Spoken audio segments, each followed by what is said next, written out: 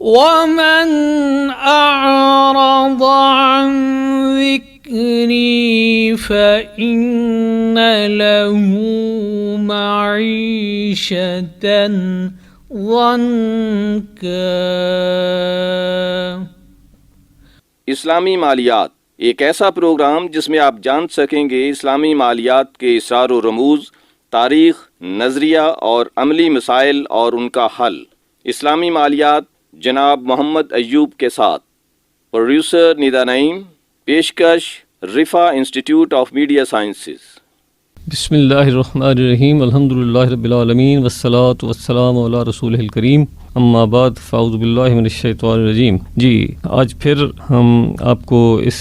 کتاب یعنی اسلامی مالیات کے دوسرے چیپٹر کے ایک حصے کے بارے میں بتائیں گے، جس میں یہ ہے کہ اسلامی معاشی نظام کے نمایاں پہلو اور یہ کس طرح جو مروجہ نظام ہے اس سے مختلف ہے، اور کس طرح یہ اسلامی مالکاری اور مالیاتی نظام کی بنیاد بنتا ہے۔ تو جیسے میں پہلے پچھلی دفعہ بات کر رہا تھا، اس میں یہ ہے کہ اسلام کا معاشی نظام یہ چاہتا ہے کہ انسان نہ تو بالکل متقی اس طرح ہو کہ اس کو دنیا کی پرواہ نہ ہو، اور نہ وہ دنیا میں اس طرح گم ہو جائے کہ اس کو معاشرے اور اللہ کے حقوق کا پتہ نہ رہے۔ تو چنانچہ اسلام جو ہے وہ اعتدال پسندی کا دین ہے، اور اعتدال پسندی کے لیے پھر اسلام یہ کہتا ہے کہ اسراف و تبذیر جو ہے یہ ممنوع ہے، اور ہر شخص کو یہ دیکھنا ہے کہ وہ کس طرح ایک معاشرے میں اس طرح رہے کہ اس کی بنیادی ضرورتیں پوری ہوں، نہ صرف اس کی بلکہ اس کے جو متعلقین ہیں، اس کے قریبی ہیں، اس کے رشتہ دار ہیں، اس کے دوست ہیں، اور باقی سارے مسلمان جو ہیں ان کی ایٹ لیسٹ کم از کم ہم جیسے کہتے ہیں بنیادی ضرورتیں بہرحال پوری ہوں۔ تو اس کے لیے اسلام نے باقاعدہ ایک طریقہ کار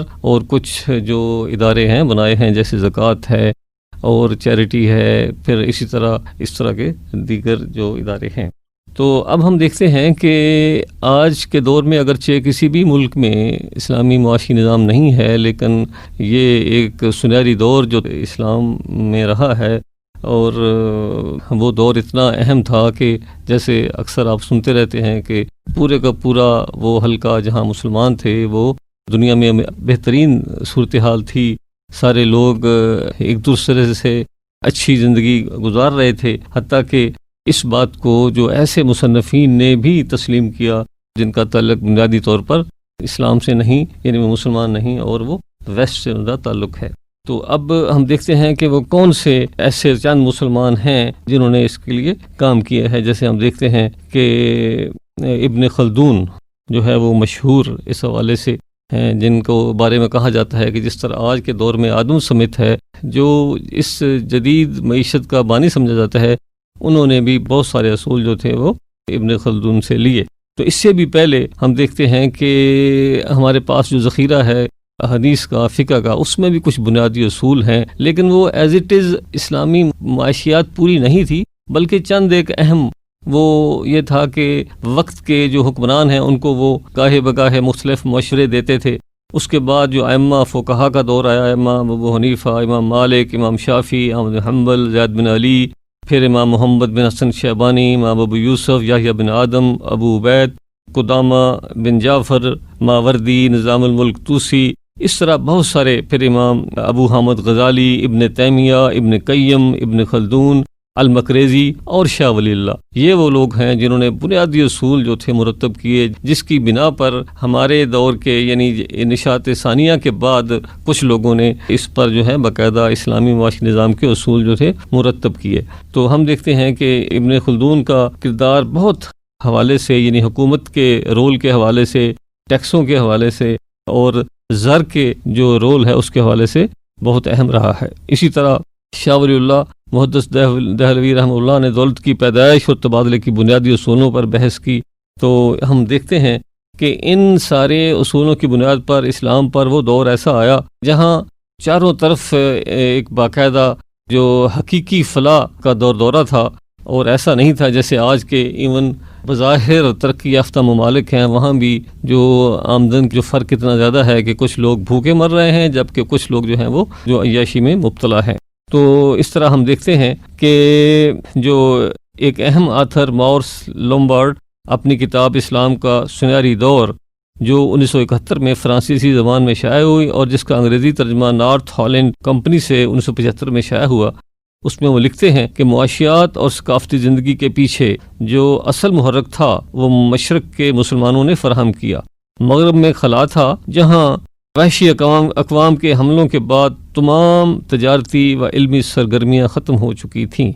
مسلم دنیا میں بڑی بڑی بندرگاہیں تھیں جہاں جہاز ٹھہرتے، وہاں ڈاک یارڈ تھے اور سمندری سفر کرنے والی آبادیاں بھی موجود تھیں۔ یہ میں نے چند ایک اس کتاب میں آپ پڑھ سکتے ہیں، اس میں انسٹانسز بتائے ہیں کہ کس طرح جو وہ دور ایک سنہرا دور تھا، لیکن اس کے بعد پھر کیا ہوا، جب مسلم دنیا میں زوال آیا تو اس پر جو مورس لمبارڈ کیا لکھتا ہے، وہ یہ لکھتا ہے کہ 11ویں صدی کے نصف آخر کے بحرانوں، شورشوں اور حملوں کی صورت میں عالم اسلام کو جو دھچکا لگا وہ اسے نہ سہ سکا۔ ان واقعات سے تجارت کی سرگرمیوں میں رکاوٹ پیدا ہوئی اور شہروں کا زوال شروع ہو گیا۔ اس کے بعد مسلم دنیا کا اتحاد پارا پارا ہو گیا اور وہ منتشر ہو گئی۔ اب ترکی، ایران، شام، مصر اور المغرب میں نہ صرف الگ الگ حکومتیں تھیں بلکہ ان کا اسلام بھی الگ تھا۔ ایک متحد مسلم تہذیب جو ختم ہو چکی تھی اور اس کی جگہ علاقائیت نے جگہ لے لی تھی، جو متفرق اسلامی تہذیبوں کی صورت میں ابھر کر سامنے آئی۔ تو آج ہم یہ دیکھتے ہیں کہ اس وقت جو مسلمانوں میں کمزوری ہے وہ بھی بنیادی طور پر اسی وجہ سے ہے، لیکن افسوس اس بات کا ہے کہ تاریخ نے یہ سبق بتایا ہے لیکن ہم اس سے سبق حاصل کرنے کے لیے تیار نہیں ہیں۔ چنانچہ ہم دیکھتے ہیں کہ پھر اس پر کام ہوا، اور جو وہ لوگ جو نشریت ثانیہ کے بعد جنہوں نے کام کیا، اس میں سید قطب، سید ابو العلا مودودی، حفظ الرحمن سہواری، محمد یوسف الدین، سید باقر الصدر، ڈاکٹر حمید اللہ جیسے وہ لوگ تھے جنہوں نے ان کی بنیادیں قائم کی۔ اور اس کے بعد وہ لوگ جنہوں نے باقاعدہ اسلامی معاشیات کے لیے کام کیا، ان میں جناب انور اقبال قریشی، احمد نجار، نجات اللہ Siddiqui, Shaikh Mahmood Ahmad, Muhammad Abu Saud, Muhammad Umar Zubair, doctor Monzer Kahf, S M Hasan Uzzaman, doctor Anas Zarqa, M A Mannan, Muhammad Ali Alqari, M Umar Chapra, Abbas Mirakhor, Mohsin S Khan, doctor Fahim Khan, doctor Munawar Iqbal, professor Khurshid Ahmad اور بہت سے لوگ جنہوں نے اس پہ کام کیا۔ چنانچہ اب ہم دیکھتے ہیں کہ معاشیات جو ہے اسلامی، یہ بنیادی طور پر ہے کیا۔ اس کے حوالے سے دیکھا جائے تو جو اس کی مختلف جو تعریفیں کی گئی ہیں وہ یہ ہے کہ وسیع تر مفہوم میں اسلامی معاشیات سے مراد ایک ایسا نظام ہے جو تمام افراد کے لیے معاشرتی و معاشی برتاؤ کے مخصوص طریقے متعین کرتا ہے۔ اس میں بہت سے پہلو آ جاتے ہیں، جیسے املاک کے حقوق، انسینٹو، مختلف اس کا جو سسٹم، وسائل کی تقسیم، معاشی آزادی کی اقسام، اقتصادی فیصلہ سازی کا نظام اور حکومت کا مناسب کردار۔ نظام کا اہم ترین مقصد سماجی انصاف اور آمدنی اور دولت کی تقسیم کے مختلف طریقوں کا قیام ہے۔ چنانچہ ایسی معاشی پالیسیاں اسلامی معاشی نظام کا مطمع نظر ہیں جو ان مقاصد کو حاصل کرنے کے لیے وضع کی گئی ہوں۔ اسی طرح ڈاکٹر ایس ایم حسن الزماں جو اسلامی ڈیولپمنٹ بینک کے اسلامک اکنامکس کے ایوارڈ بھی جن کو ملا ہوا ہے، انہوں نے تعریف اسلامی معاشیات کی یہ کی ہے: اسلامی معاشیات سے مراد شریعت کے ایسے احکامات اور اصولوں کے اطلاق کا علم ہے جو مادی وسائل کے حصول و انتظام میں ناانصافی کو روکتے ہیں، تاکہ افراد اپنی ضروریات کی تسکین کر سکیں اور ان فرائض کو پورا کر سکیں جو اللہ تبارک و تعالی اور معاشرے کی طرف سے ان پر عائد ہوتے ہیں۔ تو اس سے ثابت ہوا کہ ہر شخص کے وہ فرائض جو معاشرے پر ہیں ان کو اسلام نے بہت زیادہ اہمیت دی ہے، اور یہیں زیادہ جو فرق پیدا ہوتا ہے جو اس وقت موجودہ نظام ہے اور اسلامی نظام میں۔ موجودہ نظام میں یہ ہے کہ ہر شخص کو آزادی ہے کہ وہ اپنا پرافٹ، اپنا انٹرسٹ، سیلف انٹرسٹ کو زیادہ سے زیادہ کرے، قطع نظر اس کے کہ وہ دیکھے کہ میرے اس کام سے کسی دوسرے پر کیا اثر ہے۔ جبکہ آپ نے دیکھا اسلامی معاشیت کی بنیادی تعریف ہی یہ ہے، وہ دیکھے کہ اس کے کام سے، اس کی ایکٹیویٹی سے، اس کے کاروبار سے دوسرے لوگوں پر یعنی ایز اے ہول معاشرے پر کیا اثر پڑتا ہے۔ تو پھر ہم دیکھتے ہیں کہ اسلامی معاشی نظام میں اہم چیز کیا ہے کہ اسلامی معاشی عمل یعنی معاشی عمل اور عبادت میں توازن ہو، انسانی مساوات ہو اور معاشرے میں سماجی ذمہ داریوں کا احساس ہو، وسائل کی تقسیم کے حوالے سے انصاف ہو اور اللہ کی نعمتوں کا متوازن اور بہبودی کے ساتھ استعمال ہو، اور انسانوں اور معاشرے کے فائدے کی خاطر ذاتی مفاد کے حوالے سے افراد کا جو اختیار ہے وہ محدود ہو، نہ کہ اس کو کھلی چھٹی ہو، اور باہمی اصول اور ضمیر کی آزادی۔ اس طرح ہم یہ دیکھتے ہیں کہ اسلام کا جو معاشی نظام ہے وہ بہرحال اس پر اہم رول پلے کرتا ہے کہ اس کا جو اشیاء اور دولت کی ملکیت اور پھر ملکیت کی منتقلی ایک سے دوسرے کو، اور پھر لوگوں کے مابین دولت کی تقسیم کس طرح ہو۔ اور یہاں یہ چیز میں واضح کرتا جاؤں کہ معاشیات اور ایک معاشی نظام میں فرق ہے۔ معاشیات ایک سائنس ہے جس کا مطلب یہ ہے کہ دولت پیدا کیسے ہوگی،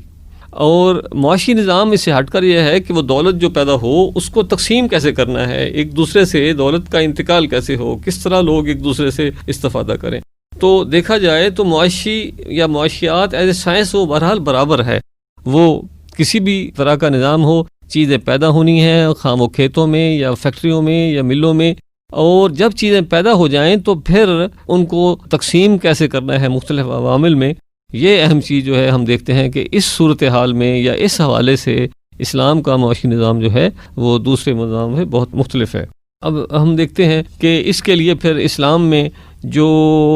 عوامل پیدائش ہیں وہ کیا ہیں۔ جس طرح ہم دیکھتے ہیں کہ موجودہ کنونشنل نظام میں دیکھتے ہیں ہم کہ سرمایہ ہے، لینڈ، لیبر، کیپٹل، انٹرپرینورشپ، یہ مشہور ہیں چار جو ان کے